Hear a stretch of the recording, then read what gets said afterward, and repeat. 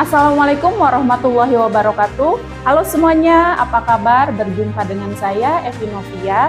Pada kesempatan kali ini saya akan membahas salah satu materi bahasa Indonesia, yaitu tentang teks laporan hasil observasi.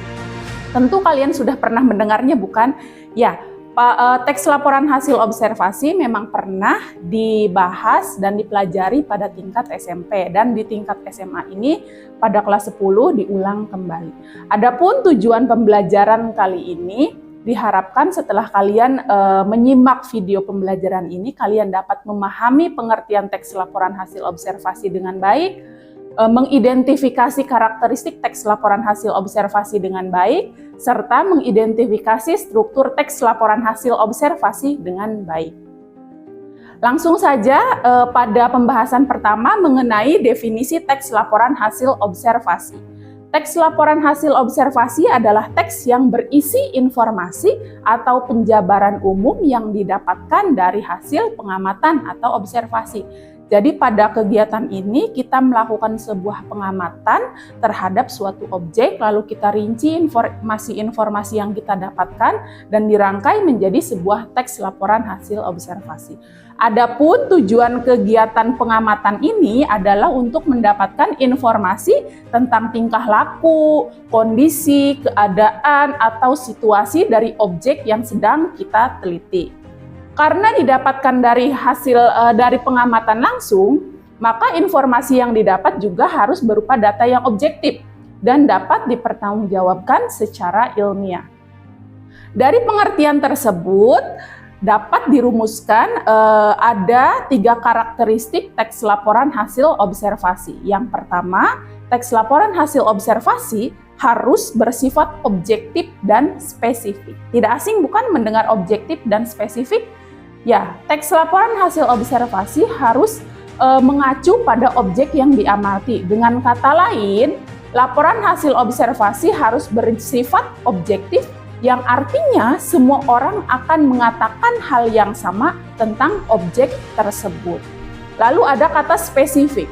Spesifik di sini maksudnya khusus pada objek yang diamati saja dan tidak membahas hal di luar objek yang diamati.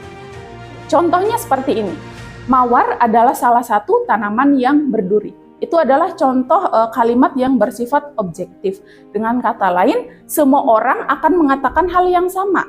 Karena memang pada dasarnya mawar adalah salah satu tanaman yang berduri. Contoh yang kedua, duri pada bunga mawar terdapat di batangnya. Itu merupakan salah satu contoh kalimat yang bersifat spesifik, artinya membahas pada bunga mawar saja, yaitu tentang durinya. Karakteristik yang kedua disusun berdasarkan fakta. Sering bukan mendengar kata fakta sering muncul pada teks yang bersifat non-fiksi.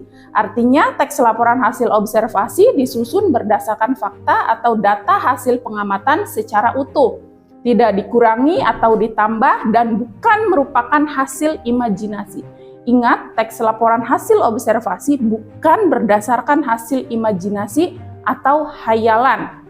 Dalam teks laporan hasil observasi sangat jarang dijumpai kalimat opini.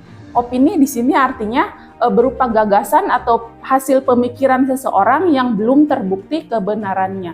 Jadi dalam menyusun teks laporan hasil observasi, semua yang kita tuliskan dalam teks tersebut harus berdasarkan fakta, jangan sampai ada opini.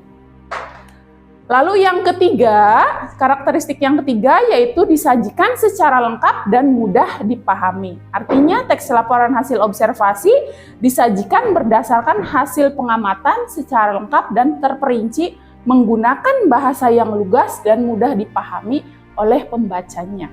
Jadi kita gunakan saja kalimat-kalimat yang mudah dipahami agar pembacanya juga paham dengan apa yang kita sampaikan.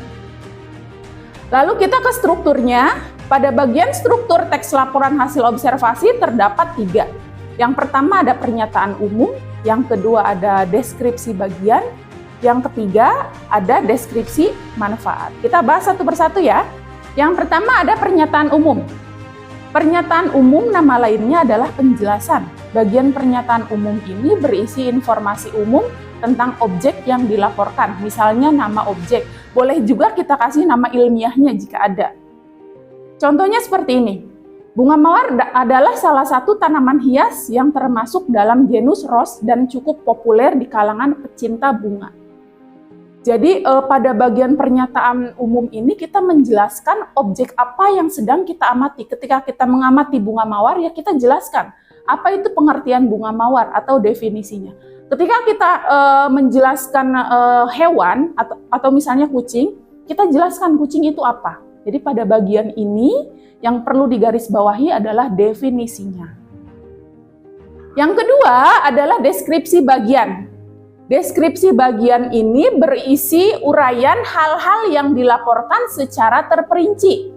Jika objek yang kita laporkan adalah hewan, maka deskripsi bagiannya kita bisa menjelaskan ciri fisiknya, habitatnya, makanannya, perilakunya. Jika objek yang kita amati adalah tumbuhan, kita bisa menjelaskan tentang ciri fisik bunganya, akarnya, buahnya, atau bagian yang lainnya. Namun jika objek yang kita amati adalah objek yang nyata, yang real, kita bisa menjelaskan deskripsi jenisnya, macamnya, serta sifat-sifat dari objek tersebut. Jadi pada deskripsi bagian ini tergantung objek yang sedang kita amati. Contohnya tadi di awal tentang pernyataan umum tentang bunga mawar. Maka deskripsi bagiannya kita bisa menjelaskan mengenai jenis-jenis mawarnya, mengenai cara budidayanya, atau cara merawat bunga mawar. Itu deskripsi bagian. Lalu yang ketiga ada deskripsi manfaat. Deskripsi manfaat ini berisi manfaat objek yang dilaporkan dan ringkasan secara umum dari hal-hal yang dilaporkan. Jadi pada deskripsi manfaat ini sudah sangat jelas. Pada bagian terakhir ini kita menjelaskan manfaat apa saja dari objek yang kita amati. Contohnya, bunga mawar bukan hanya bentuknya yang indah, bunga ini pun mempunyai banyak manfaat. Di antaranya sebagai bahan untuk kecantikan seperti sabun, parfum, dan pelembab. Jadi deskripsi manfaat sudah sangat jelas menjelaskan manfaat dari objek yang sedang kita amati atau observasi.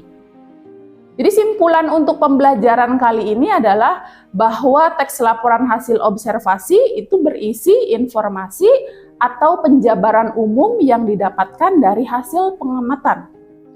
Objek yang kita alami, kita cari informasinya sedetail mungkin, lalu kita tuangkan ke dalam bentuk teks. Lalu karakteristiknya ada 3. Tadi yang pertama bersifat objektif dan spesifik, yang kedua disusun berdasarkan fakta, dan yang ketiga disajikan secara lengkap dan mudah dipahami. Lalu strukturnya tadi ada pernyataan umum, deskripsi bagian, dan deskripsi manfaat. Itu materi pembelajaran tentang teks laporan hasil observasi.